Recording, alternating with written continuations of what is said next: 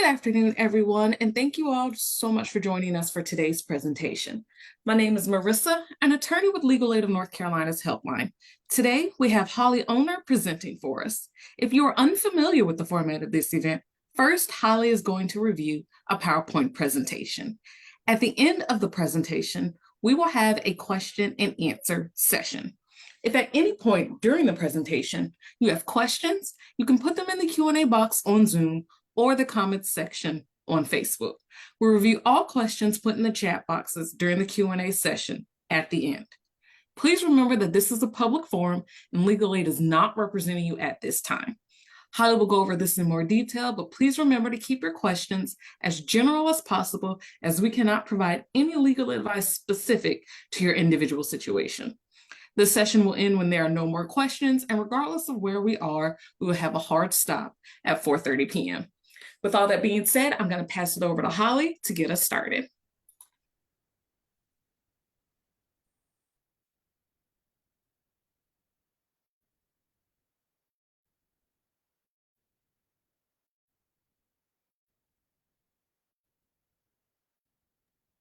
Holly, are you talking?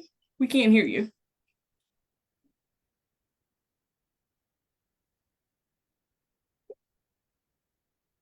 Holly, did we lose you? For those online, if you could type in the chat if you can hear Holly.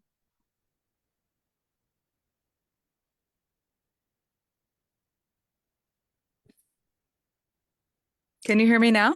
Yes, okay, I hear you now. Hello? Yes, can you hear me? Oh no. I heard you for a moment there. Our apologies. We are having some Hello? technical Can you issues. hear me now? I hear you now. Can you hear us? Can you hear me? Oh. Hello? Can you hear me? Holly, we can hear you. Not sure if you can hear us, but I'm just gonna. Wait, did you say you could hear me? I can hear you. Yes, I hear you right now. I'm Okay, so perfect. sorry. Having technical difficulties. So I had started by saying that my name is Holly Owner, and I am the practice group manager for the housing practice for Legal Aid of North Carolina. Legal Aid is a statewide nonprofit law firm that provides free legal services in civil cases. And these are some of the types of cases that we help people with. We do family law and domestic violence work. We do public benefits work, mortgage foreclosure work, and I lead our housing work, which is related to landlord-tenant law.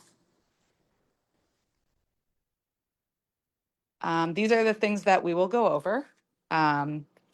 Understanding your rights as a tenant, the eviction process, what happens if you have conditions issues in your home, and security deposits. So in North Carolina, you don't have to have a written lease in order to be considered a tenant. North Carolina recognizes oral leases.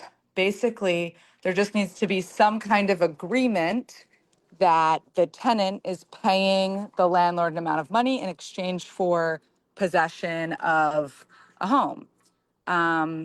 Even somebody living in a hotel or motel could be considered a tenant, depending on certain factors. So if the landlord wants to remove the tenant from the home, the only way they can do that in North Carolina is through the court process. Any other type of action that a landlord would take to remove a tenant, such as changing the locks or removing someone's property or cutting off the utilities, is considered a self-help eviction, and those are illegal in North Carolina. Next slide. Typically, the first step that a landlord will take in trying to remove a tenant from the property is by issuing a notice to vacate. And that can be in written form, it can be emailed, sometimes it can even be spoken. And that is just giving the tenant notice to leave the property.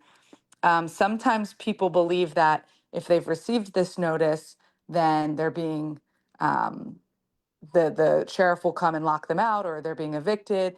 And this is different than the landlord initiating a court action in court. So this is the first step before the landlord files anything in court. Typically, the notice will say when you have to be out by and give additional details about that. Next slide.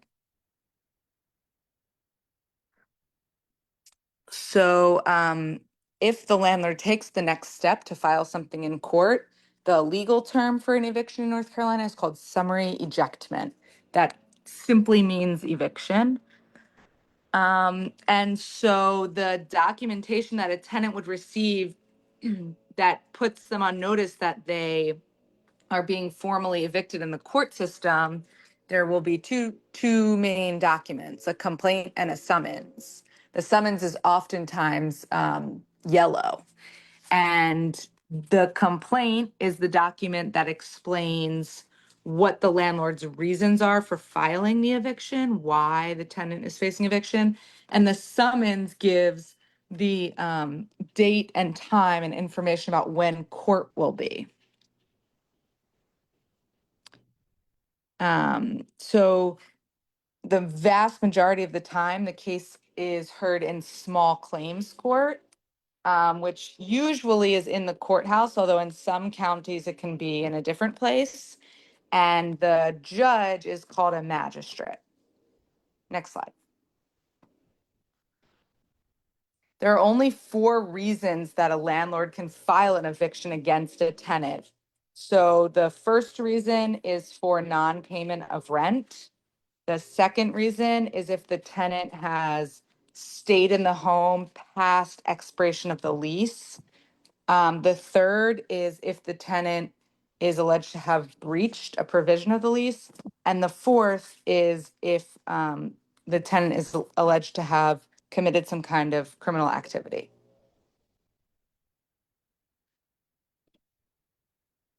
So we'll start with non-payment of rent. There are 2 ways that a landlord can evict a tenant for not paying rent. So one way is by checking off the first box on the complaint. And if on the tenant's complaint, that first box is checked, then that means that the landlord has to prove that what the rent is, that the tenant failed to pay it, that the landlord made a clear demand or gave like notice to the tenant that the rent was owed, and then waited a 10-day grace period before filing. Typically, this is the way that a landlord in an oral lease would file an eviction against a tenant for non-payment of rent. And if the tenant is alleged to have not paid and this particular allegation is made, then the tenant has a right to pay everything that's owed plus the court costs in order to stop the eviction from proceeding. Next slide. So the next claim that a landlord might have against a tenant for summary ejectment or eviction is called holdover. And that means that the landlord has terminated the lease and the tenant continued staying in the home. So oftentimes tenants will sign a 1-year long lease in order to live in a home, but they might continue living in the home past that year. And that doesn't necessarily mean that they're a holdover. Many written leases will have a provision that says that the lease will automatically continue on a month-to-month basis after expiration of that initial term. And so if your lease has a provision that says that, then it doesn't mean that on the 13th month that you're in your home, you are there illegally as a holdover and can be evicted. What it means is that the landlord has the right to terminate the lease at the expiration. And if they do so, if they send you, the tenant, proper notice to terminate the lease, and the tenant stays, then they become a holdover tenant and can face eviction. There's a certain period of time that the landlord has to give the tenant in order to properly terminate. And if the lease is written, typically that amount of time is in the lease. So tenants want to make sure to read their lease to know what their rights are. But if there is no written lease, or if there's a written lease that doesn't give the amount of time that the landlord needs to give, then what the law says is that in a year-to-year lease, the landlord has to give 30 days notice. In a month-to-month lease, the landlord has to give 7 days notice. And in a week-to-week lease, the landlord has to give 2 days notice. If you're in a year-long lease and your lease ends and it has that provision that it automatically turns to month, then you're in a month-to-month lease and the landlord only needs to give you 7 days notice, unless your lease says otherwise. Next slide. So the next ground that like legal ground that a landlord might have in order to evict a tenant is breach of lease. And this might be that the tenant's lease says there's no dogs allowed, but the tenant gets a dog. Or the lease might say there's no smoking, but the landlord has reason to believe that the tenant is smoking in the unit. But another time that a landlord might evict a tenant for breaching the lease can also be non-payment. So there's two different ways that a landlord can file an eviction against a tenant for non-payment. The first is that first way by filing an actual non-payment case. But the other way is that if the landlord and tenant have a written lease, and in the lease it says the tenant must pay his or her rent, and the tenant doesn't, then the landlord might elect to evict the tenant for breaching the lease for not paying. And if that happens, the tenant doesn't have that right to pay everything to have the eviction stop, but it might work. So if a tenant is facing eviction for not paying, but the tenant has all the money and wants to stay in the home, then the tenant can always offer that money to the landlord in exchange for the landlord dismissing the case. For any kind of breach case, though, there are ways that the tenant can defend against a case like that, and those vary depending on the type of housing it is, and is the sort of a factual determination. The description of the breach will be listed or should be listed on the complaint that the tenant receives to initiate the action. Okay, next slide. The last way that a landlord can evict a tenant, the last legal ground that they have is criminal activity. And criminal activity isn't just any kind of crime. It actually has to be a crime that that is either that's outlined in the law, and the law says specific types of drug crimes, or other criminal activity that threatens the health, safety, or right of peaceful enjoyment. Some of the rights that tenants normally have, like due process rights about how the case goes, they don't have in these types of cases, or some of the rules change a little bit. A tenant can be held responsible for the actions of other household members or guests, but there are two kinds of ways that the law allows the tenant who, if the tenant's being evicted because of something that a guest or another household member did, then the law does allow for the tenant to remain if they're willing to ban the person who is alleged to have committed this criminal activity, whether they're on the lease or not. And the landlord usually needs to send a notice describing what the allegations are, and then also needs to outline what those are in the complaint. Next slide.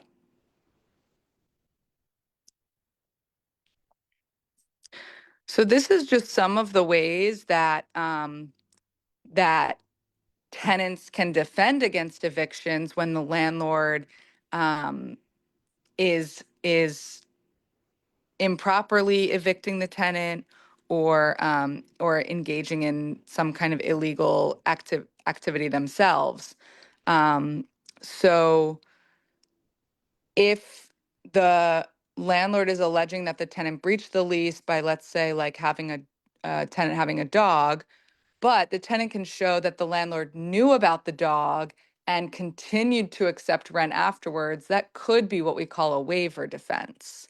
Now, I'm not saying that would work every time, um, but there are ways that the landlord, the party's actions might provide a defense to a case like that. It's illegal for the landlord to try to evict the tenant based on domestic violence. The landlord must strictly comply with the notice requirements and the timelines. And if they don't, then an eviction can be dismissed for that reason. Um, if the uh, if the landlord is engaging in charging illegal fees, um, that sometimes can be a defense. So there's lots of different ways, and the best thing that a tenant can do who's facing an eviction is contact legal aid, where we have lawyers that know this law very well and can help figure out if the tenant has a defense.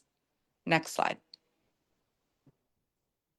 So if a tenant has a eviction case filed against them, then as I mentioned, they'll receive the two documents. One is explaining what the eviction is about, and the other is explaining when and where the hearing will happen. And like we said, that typically happens in small claims court before a magistrate.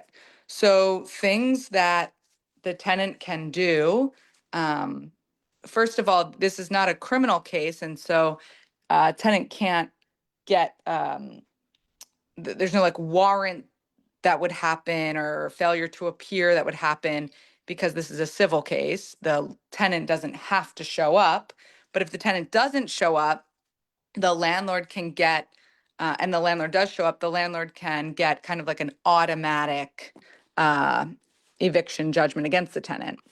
If the tenant does want to show up, it's important to be on time, because these cases can happen very quickly. And if court is at 9 a.m., sometimes the tenant who shows up at 9:05 may have already missed his or her case. If the tenant does have a defense to present, or wants to show the court, the judge, the magistrate, evidence, it's very helpful to print that ahead of time and to make 3 copies of that. And the tenant has a right to testify, to tell the court their experience and any kinds of defenses. The tenant also has the right to cross-examine any of the landlord's witnesses. And typically, the way that it works is that the landlord goes first. When the case is called, the landlord gets to present their case first. They can call other witnesses if they want. Sometimes they're represented by a landlord's lawyer. And then the tenant has the right to cross-examine each and every one of the landlord's witnesses. And after that, then the tenant has the opportunity to testify. Um, and once the court has heard from both sides, then the magistrate will typically on the spot make a decision. There's usually three decisions that the judge or the magistrate will make. They can decide what's called a judgment for possession, which means that they've granted the eviction. They typically call that a judgment for possession. Um, they can dismiss the case, which means that they've denied the eviction and the tenant is allowed to remain in the home, or they can continue the case. And sometimes they'll continue the case if the tenant expresses that they intend on moving out right away, or that they have already, or that they intend on paying everything. So if it can never hurt for the tenant to ask the court for a continuance if the tenant has a reason to believe that the case can be quickly resolved. Next slide. So once the magistrate or the judge makes their ruling, makes their decision, sometimes they might say, you have 10 days. Maybe they won't clarify what the 10 days are. Maybe they'll say, you have 10 days to work it out with your landlord, or you have 10 days to move. If they use that kind of language, typically what that means is that they've granted the eviction. They also might say, I'm entering a judgment for possession. All of those things mean that they've granted the eviction, but the tenant in that situation has 10 days to file an appeal. And if the tenant takes the steps that he or she needs to take, it can actually allow the tenant to remain in the home longer, to have another trial in the next court, the higher up court, district court. Also, if the magistrate or the judge dismisses the case, then the landlord has the same right, 10 days to file the appeal. And in that situation, the tenant also gets to remain in the home while the case is pending. But if the tenant loses in small claims court and needs to file an appeal, then there are a few different forms that the tenant needs to fill out in order to perfect the appeal. And those documents are listed here, and they can also be found on our website, along with instructions about how to fill them out. The most important thing to know is that you must file your appeal within 10 days from the day you were in court, and that the tenant will have to start paying his or her rent directly to the court in order to stay in the home while the case is pending in district court. Eventually, the tenant will receive a notice of hearing for the next trial in district court, which is before a district court judge. And that trial is a whole new, fresh trial called de novo. And the whole process of the trial happens again, where the landlord goes first, the landlord can call witnesses or present evidence, and then the tenant goes next. Next slide.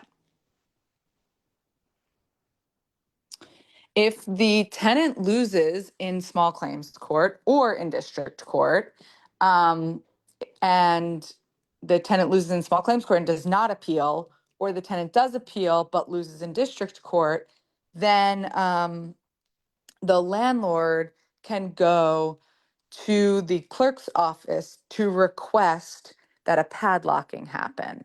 The landlord is not allowed to do the padlocking him or herself. They have to take this additional step to ask the court to do it. And the document that they ask for from the court is called a writ of possession. Writ is spelled W-R-I-T. And so if the tenant loses in small claims court, the landlord cannot do anything for that 10-day appeal period. But if the tenant does not appeal, then on the 11th day, the landlord can go back to court and ask the clerk for a writ of possession. The clerk will then notify the sheriff's office. And the sheriff, within between typically 5 and 7 days, will then execute the writ of possession. So, just to give an example or hypothetical, um, if the tenant is in court on May 15th, then they have until May 25th to file an appeal. If May 25th is a weekend or a holiday, it goes to the next business day that they have in order to file their appeal. If May 25th is a weekday and they don't file their appeal in time, on the next day, May 26th, I'm not looking at a calendar, so again, if it's a weekend or a holiday, it goes to the next day. But on the next day, the landlord can then go to the court and ask that a writ of possession be issued. That will be sent to the sheriff, and within the next about week after May 26th, that's when the sheriff will go out and actually physically remove everybody from the home and have the landlord change the locks. If the can be very dangerous for the tenant to go back into the home after the writ of possession is executed. So don't want to do that. Next slide. Sorry, one last thing on that. If the tenant is removed from the home by the sheriff, the law does allow the tenant to go back within the next 7 days after being removed to get his or her belongings, but they do have to go with the sheriff. And the best thing to do is if a tenant goes to court and and an eviction is entered, you really want to start trying to get as much of your stuff out right away as possible, because you really won't have much time after the writ of possession is executed. So we're going to turn now to what the landlord's duties are, or one of the most important duties that a landlord has to a tenant, which is called the implied warranty of habitability, which really just means that the landlord has to provide a habitable home if they're going to rent it out to a tenant. Next slide.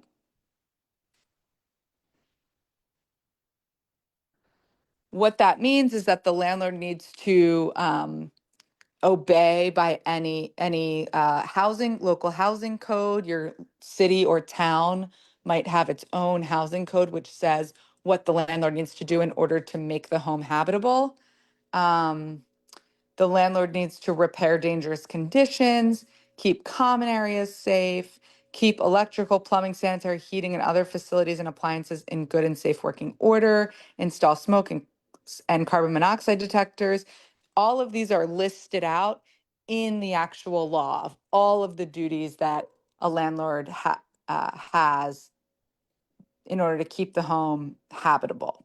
These duties cannot be waived, which means that a landlord cannot say, I'll rent this place to you as is. I'll rent this place to you, and you're agreeing by signing this lease, you're agreeing to live in it in an uninhabitable condition. All of those are void and improper. Um, The tenant, although, does always have the duty to pay rent, despite the condition of the home. The tenant cannot, by himself, decide not to pay rent. They can file some kind of action in court to get their rent back. So, next slide.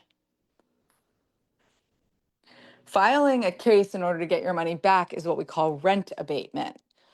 So, a tenant can file a lawsuit affirmatively and allege that the landlord has not fulfilled his or her duty to provide a habitable home, and therefore the tenant is owed money, like a refund of the rent that they've paid.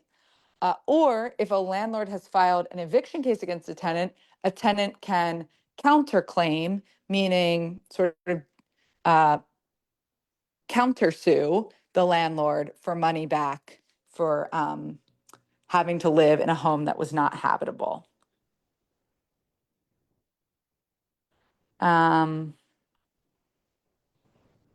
Next slide. If the tenant is living in a home that is not habitable and wants to argue that they should receive money back, or wants to explain that that is the reason why they haven't paid their rent, then it's very important to have the proper evidence in order to prove that to the court. And so what that evidence looks like is, number one, proof of what the uninhabitable condition is. So if water is leaking through the roof, you want a video showing the water leaking. If there is a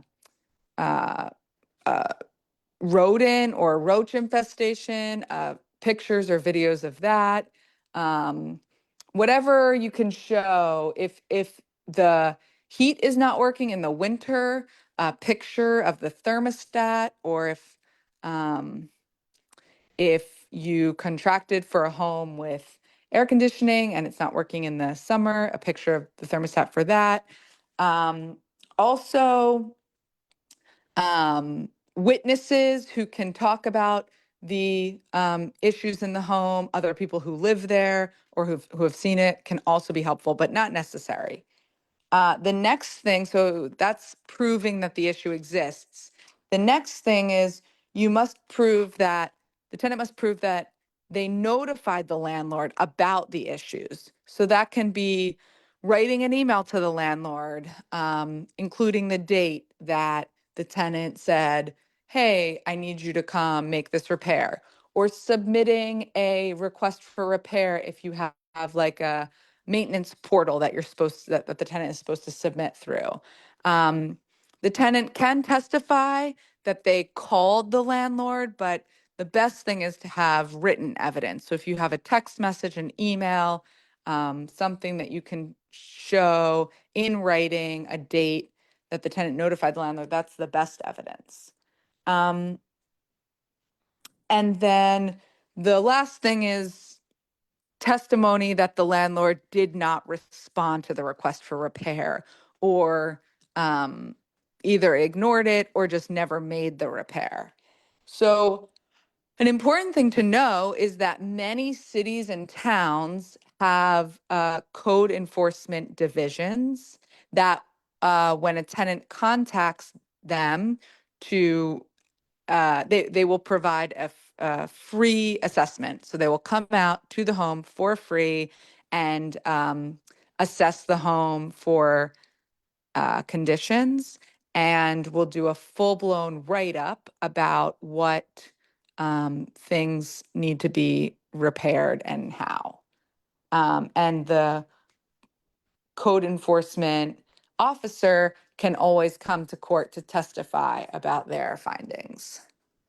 Um, the last thing that the tenant needs to do in order to kind of prove one of these cases is be able to say that the home, um, the fair market value of the home is what we agreed to the rent being. So if you sign a lease for a home for $1,000 a month, then you say, as a tenant, I contracted to have a habitable home for $1,000 a month, but my home is not habitable.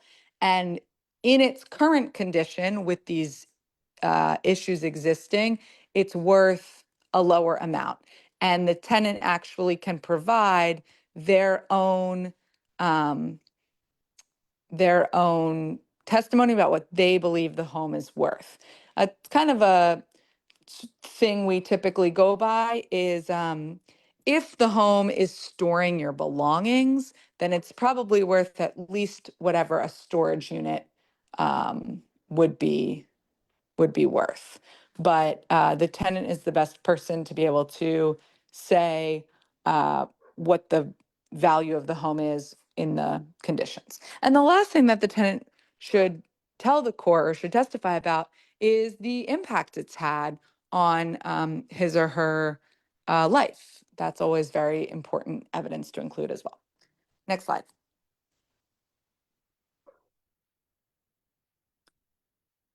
So as I mentioned, if the tenant testifies that the home that he or she agreed to rent, the stated rent in the lease was $1,000, but because of the conditions, the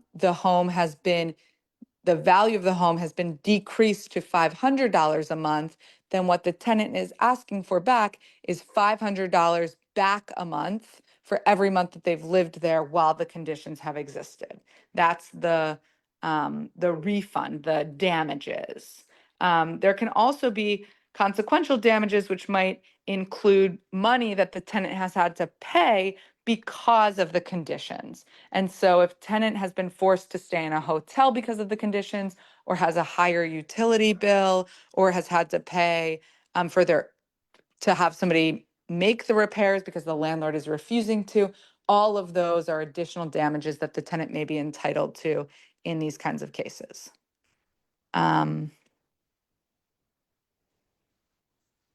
Okay, so moving on from habitability, the when the landlord and the tenant sign a lease, they're both bound to that contract until it expires.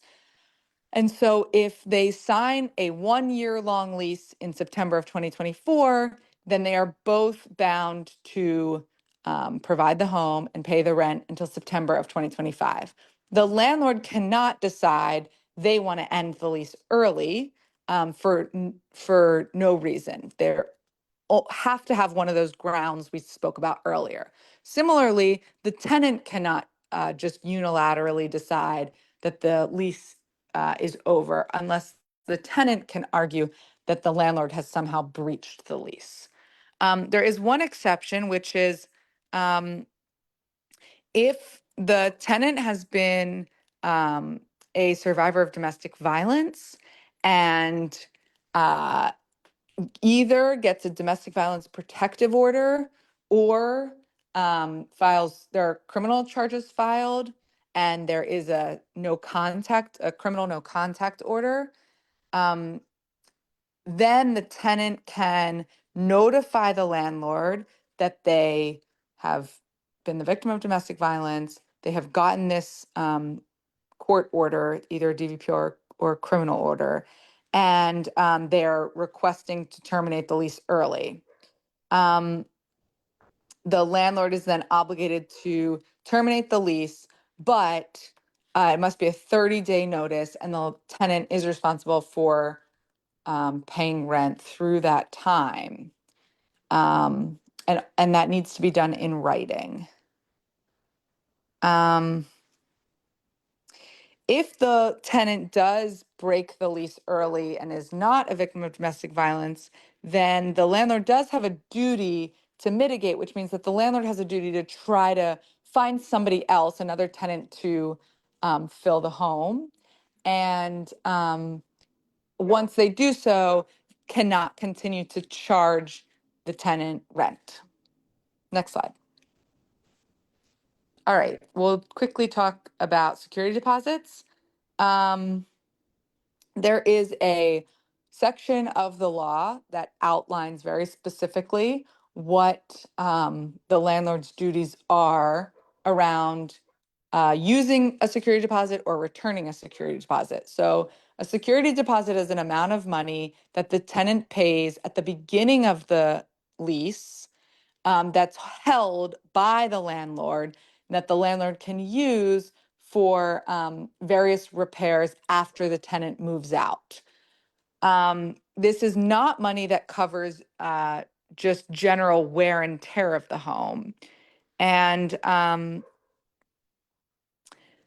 but sort of more extensive damages that the landlord alleges that the tenant has done to the home after they've moved out. The landlord must return the security deposit 30 days after the tenant moves out.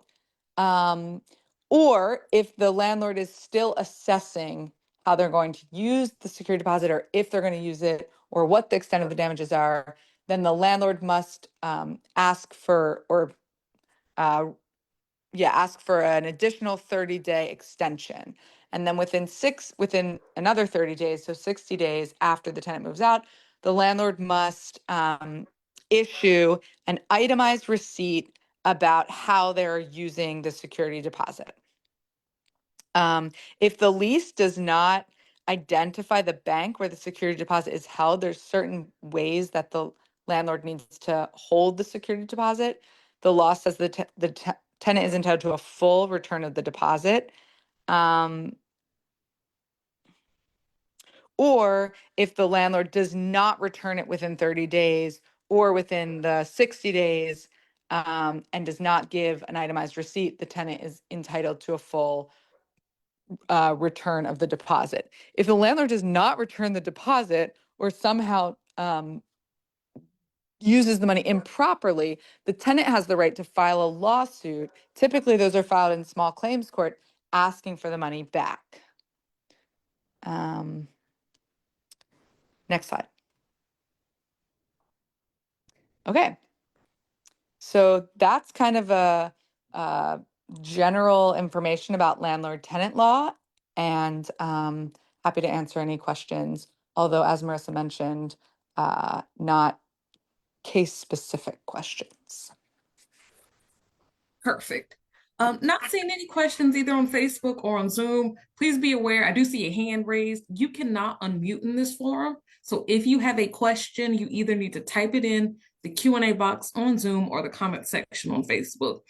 So for those of you who have your hand raised, please type that question in if you would like our presenter to potentially respond to them. So going to give it just a few minutes here to see, well, not minutes, a few moments here to see if any questions come in.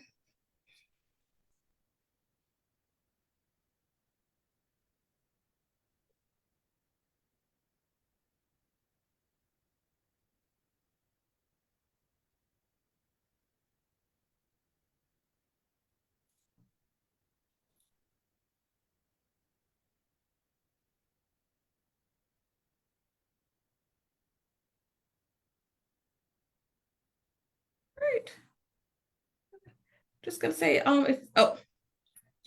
yes, you should type your question in the Q&A box on Zoom to the person who just asked that. That is the proper place to put a question.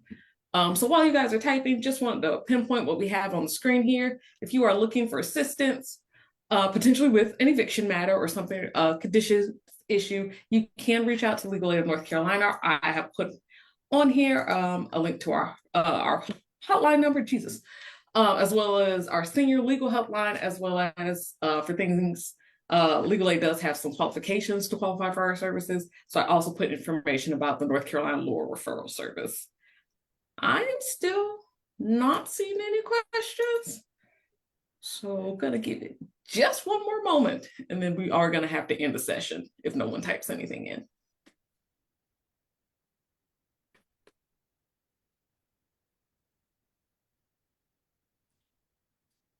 All right. As I am not seeing any questions. Oh, no. Someone is asking, and this might be too specific for this forum. Actually, Holly, are you able to see that in the Q&A box? I don't even know how to ask this. I don't know. I know you're on your phone. You might not be able to see it. Q&A.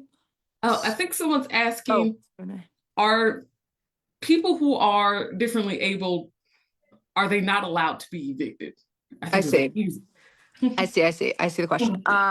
Okay, so the Federal Fair Housing Act prohibits tenants from being evicted because of their disability. That's not to say that a person who is disabled who can never be evicted, but they cannot be evicted on the basis of their disability. And so a tenant who has a disability and believes they're being evicted because of that disability, or